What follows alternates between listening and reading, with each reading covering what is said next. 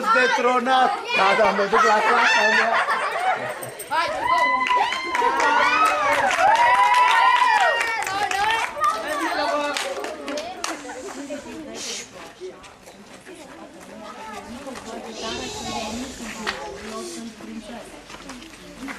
Locul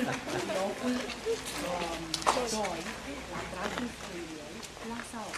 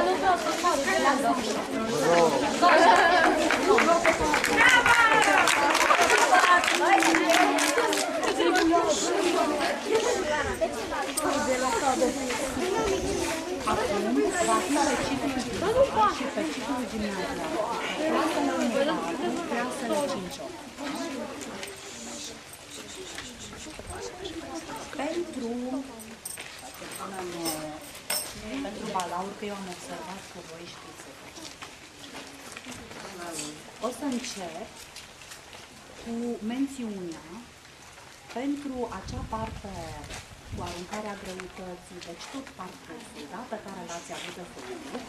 Mențiunea a fost luată de către clasa a 4.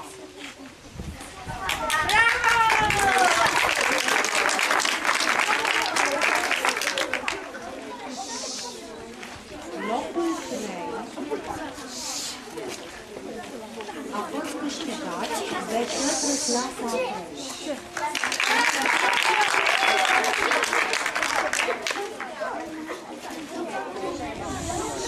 Locul 2, ca fiind una dintre cele mai agile clase, deși este foarte mică,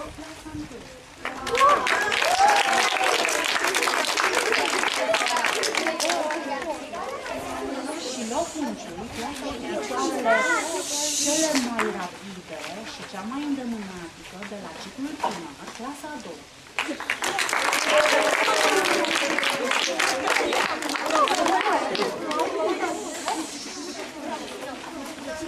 Pentru gimnazie, la partea cu aruncarea cu pulsa și tot ciclul aplicativ, am să încerc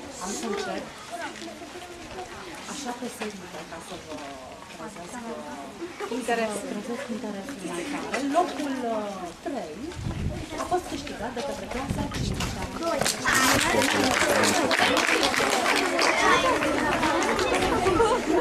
Mențiunea a fost câștigată de către clasa 8.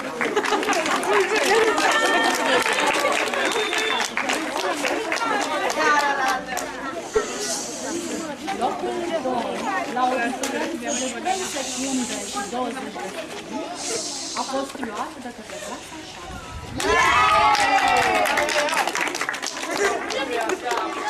Și locul 1 a fost câștigat de către clasa 7.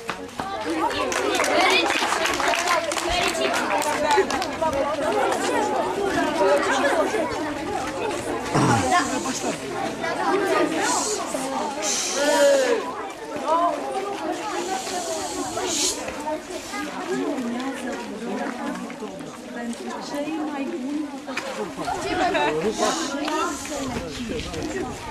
au fost și bucătari fete și bucătari băieți, iar la clasele 1 au fost o să spun prima dată la clasele 1-4. Cine a luat, deci locul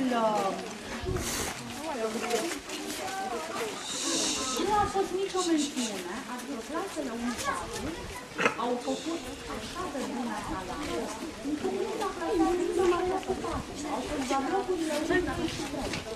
Și anume,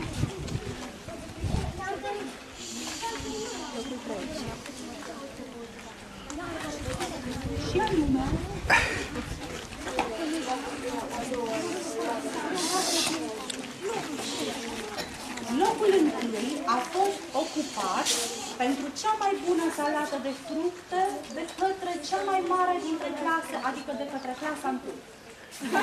Cea mai mică! Cea mai mică!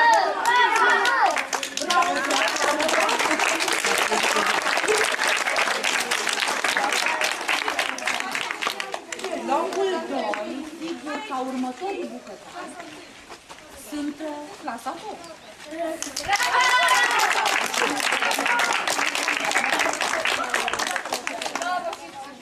Și clasa a 4-a a obținut tot locul 2.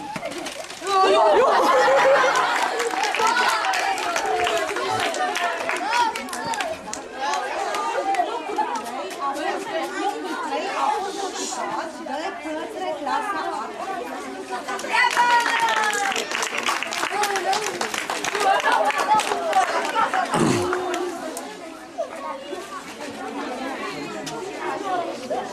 Și acum să vedem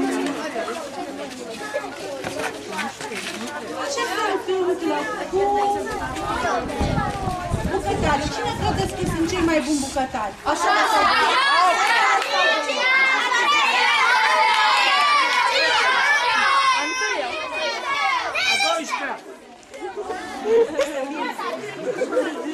o să începem cu mențiuni.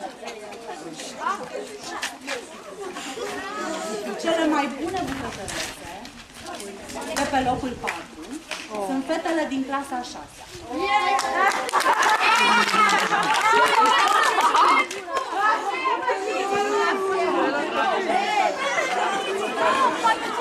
Cele mai frumoase bucătărețe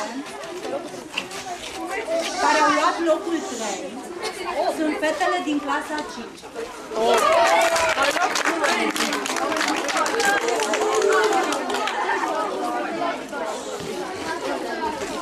Se zice așa, că bărbații sunt cei mai buni bucătari și că femeile exersează toată viața să-i ajute. Și se pare că este pe undeva un adevăr, pentru că locul 3 a fost obținut de către băieții din clasa 6-a.